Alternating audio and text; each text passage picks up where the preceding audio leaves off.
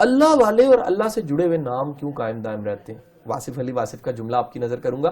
واصف کہتے ہیں باقی سے محبت بقا کی طرف لے کے جاتی ہے, فانی سے محبت فنا کر دیتی ہے. جو اللہ سے جڑ گئے, جو اللہ کی رضا سے جڑ گئے, جو اللہ کی محبت سے جڑ گئے. ایک اور جملہ واصف صاحب کا نظر کروں گا. واصف صاحب فرمایا کرتے تھے کہ جن لوگوں نے اپنی زندگی میں اللہ کو یاد رکھا, لوگوں نے مرنے کے بعد بھی ان کو پھر یاد رکھا. اچھا, کیوں؟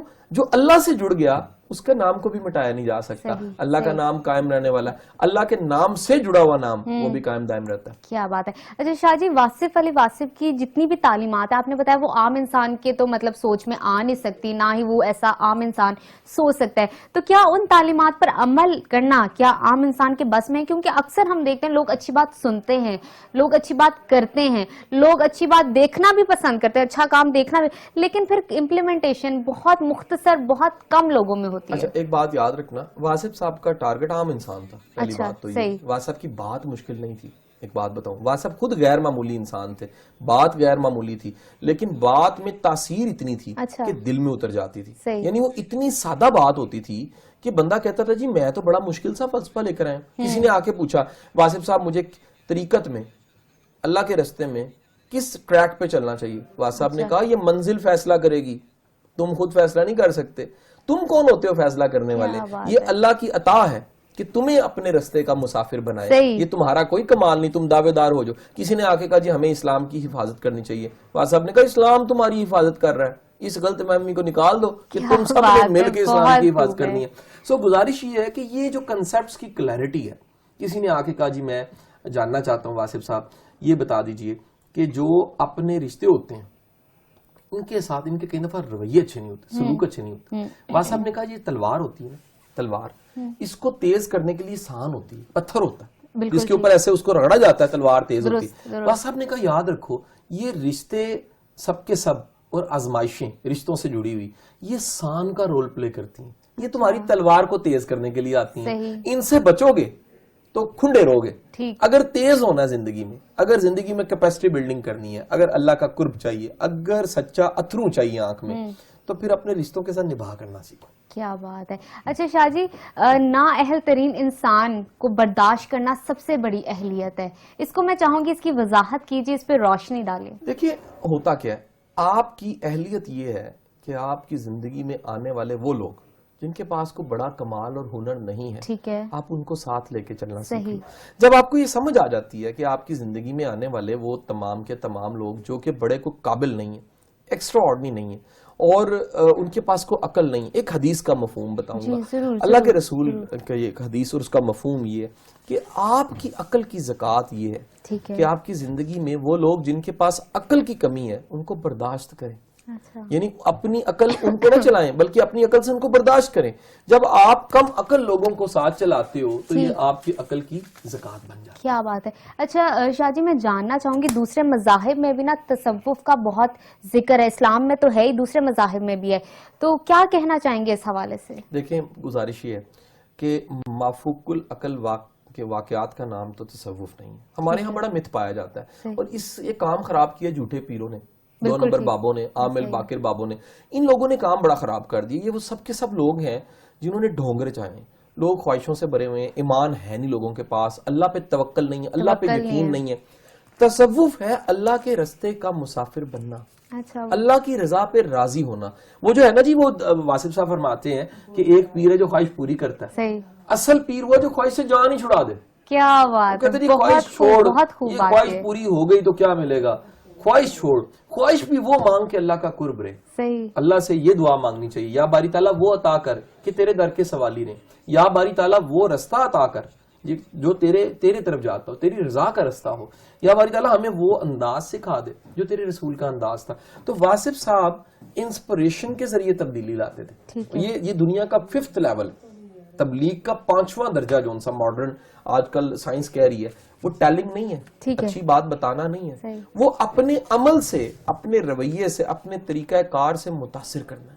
جب آپ کسی کو شدید متاثر کرتے ہو نا اپنے اخلاق سے, اب درگزر کرنے سے, تو یقیناً جو ان سے ایک چھوٹا سا واقعہ میں پیش کرنا چاہوں گا. ایک صاحب تھے, رمضان کے دن تھے, واصف صاحب اس زمانے میں پڑھاتے, واصف بیسیکلی ٹیچر تھے, انگلش کے پڑھاتے تھے. تو وہ ملنے کے لیے آ گئے اور وہ آ کے بیٹھے, آپ نے کہا آپ چائے پیو گے؟ اچھا. آپ کا اندازہ دیکھیے کیا ہے.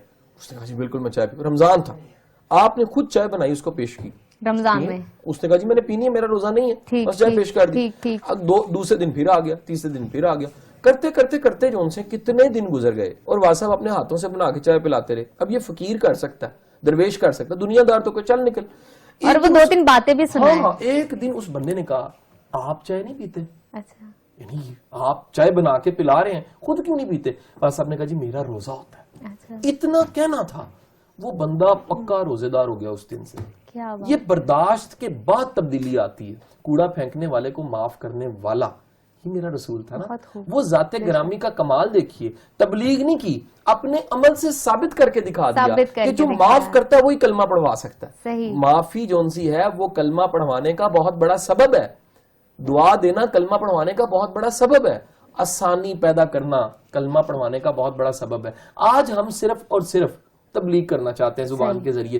زبان کی تبلیغ, ایک اور بڑا اس میں جملہ گہرا ہے. ایسا فرماتے ہیں اگر تمہارا کسی سے تعلق نہیں ہے نا, تو تبلیغ ایسی ہے جیسے غیر زبان میں سپیچ.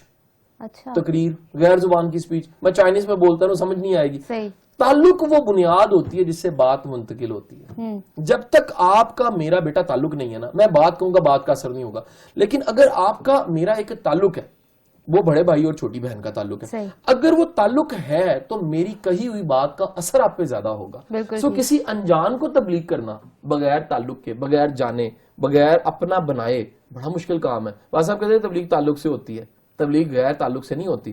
پہلے اپنا بنایا جائے تو بات کا سمجھانا آسان ہو جاتا ہے. صحیح. اچھا شاہ جی, یہ تو انہوں نے ایک عام انسان کے لیے بات کی. میں چاہوں گی کہ کسی بچوں کو کس طرح ٹریٹ کیا جائے یا بچوں کو کس طرح سکھایا جائے تاکہ وہ ایک بہترین انسان بن سکیں کل کو, اور ان کے اندر ایک برداشت کا مادہ پیدا بھی ہو سکے. کیونکہ یہ ایک برداشت ہے جو ایک بیج ہے. آپ کسی کو آرام آرام سے, بچوں کو بھی ایسے ٹریٹ کرو کہ ان کے اندر یہ پیشنس آئے.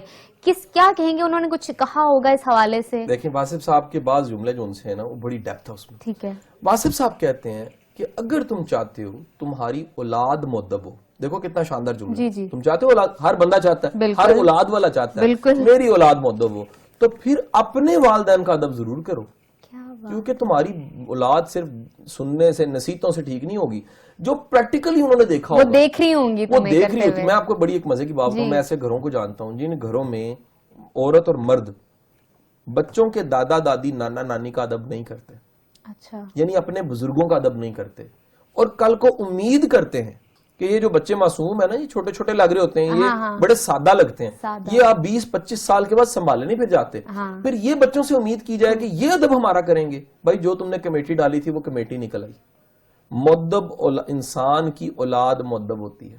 جس نے ادب کر کے دکھایا اس کو ادب گھر ہوتا ہوا نظر آئے گا. جس نے ادب کر کے دکھایا ہی نہیں ہے وہ ادب کیسے لے سکتا؟ بالکل ٹھیک. اچھا, میں جاننا چاہوں گی, ان کا ایک موضوع تھا برداشت, پیشنس. اس کے علاوہ کوئی ایسی بات بتائیے کہ جو واصف علی واصف صاحب نے زور دیا, ایمفسائز کیا اس چیز پر. دیکھیں واصف صاحب کے مضامین ہیں, آپ تو تقریر کرنے کے عادی بھی نہیں تھے. آپ کہا کرتے تھے سوال کرو. ٹھیک ہے. سوال سے موضوع بنایا کرتے تھے. اچھا. یعنی آپ کی جتنی کیسٹس ہیں, میں نے کوئی سینکڑوں کیسٹ سنی ہے واصف صاحب کی, اور آلموسٹ ساری کتابیں واصف کی پڑھی ہیں. تو ایک تقریب تھی, کتاب کی تقریب تھی, کرن سورج کی آپ کی کتاب جب منظر عام پہ آئی, اور اس میں بانو قدسیہ صاحبہ بھی تھیں, اور اس وقت وزیر اعلیٰ تھے منظور الہی صاحب, وہ بھی موجود تھے, حنیف رحمان صاحب, سب بڑے نام موجود تھے, اشفاق صاحب تو موجود تھے. جب واصف کی سپیچ کی باری آئی, یعنی میرے مجلس کی باری آئی, تو آپ نے سپیچ شروع کی, ساتھ ہی چھوڑ دی. آپ نے کہا جی آپ میں سے کوئی سوال کرے. جب سوال کرے گا تو مضمون خود بن جائے گا. یہ کمال تھا آپ کا کہ آپ سوال کے ذریعے مضمون بنا لیتے تھے, یعنی پریفر کرتے تھے. پھر کہا کرتے تھے سوال وہ پوچھو جو کتاب میں نہ ہو. کتاب کے سوال کا جواب کتاب میں لکھا ہوا ہے, جا کے پڑھ لو. سوال وہ پوچھو جو کتاب میں نہیں ہے, تاکہ نیا جواب آئے. یعنی کتاب سے باہر کے سوال کا جواب کتاب سے باہر ہی ملے گا. سو آپ کو اللہ نے یہ فن دیا تھا کہ آپ کے مضامین پڑھیے. آپ کوئی مضمون نکال لیجئے, آپ پردیسی نکال لیجئے, پیلو پکیاں نکال لیجئے, آپ محبت نکال لیجئے, آپ یا الہی نکال لیجئے, آپ کوئی مضمون, جھڑکی نہ دو نکال لیجئے, کوئی مضمون نکالیے. اس کا پیرہن, اس کا سٹرکچر وہ ایک اس انداز کا ہے کہ وہ لگتا نہیں ہے کہ وہ کاٹ کاٹ کے شاید لکھا ہوا ہے. عام طور پہ مضمون جیسے لکھے جاتے ہیں, اس کا ایک فلو ہے, وہ ایسے ہے جیسے کوئی چیز اتری ہوئی ہے, یعنی اس چیز کو لکھوایا گیا ہے. یہ کیفیت ہوتی تھی. آپ کو ایک اور چیز اس میں بتاتا ہوں نجم کہ واصف صاحب کے 99.9% مضامین رات کے تہجد کے وقت لکھے گئے. کیا بات آپ رات 2-2:30 بجے لکھا کرتے تھے, اور یعنی کہ وہ تمام مضامین کوئی قدرت کی عطا ہوتی تھی. ایک بڑے اچھے ہمارے دوست ہیں پروفیسر سیف اللہ خالد, وہ مجھے بتانے لگے کہ رات کے کہیں پچھلے پیر واصف صاحب کے پاس بیٹھے ہوئے تھے, تو واصف صاحب ایک دم خاموشی چھوڑی ہوئی اور اٹھ کے چلے گئے. تھوڑی دیر گزر گئی, واپس آئے, چند صفحے پکڑے ہوئے 6-7, کہتے ہیں یار یہ سیف اللہ خالد پڑھو. پڑھا تو پورا مضمون تھا. کہا جی واصف صاحب یہ کیا؟ کہتے ہیں ابھی ابھی آیا. تو وہ پڑھا, تو جب پڑھ دیا سیف اللہ خالد صاحب نے, تو واصف صاحب کہنے لگے اے میں نہیں لکھیا, اے لکھوایا گیا.